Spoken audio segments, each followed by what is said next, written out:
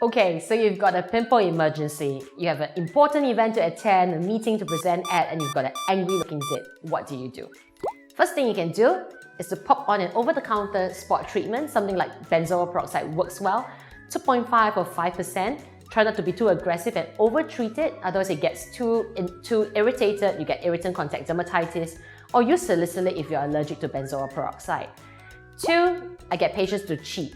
So you can use a cortisone cream to spot treat over that angry looking zit on top of the benzoyl peroxide or salicylate, so that kills the bacteria, but at the same time you're also trying to calm down the inflammation, so that works really, really well. But I get patients not to overdo this, or you can induce steroid acne, so not more than 3 to 5 days guys at this time, okay? The last thing you can do, you can pop into the doctor's office for a very angry looking nodule or cyst. You can get an intralesional steroid injection to bring it down quickly because it drives down the inflammation. Only for the very big, angry looking ones though.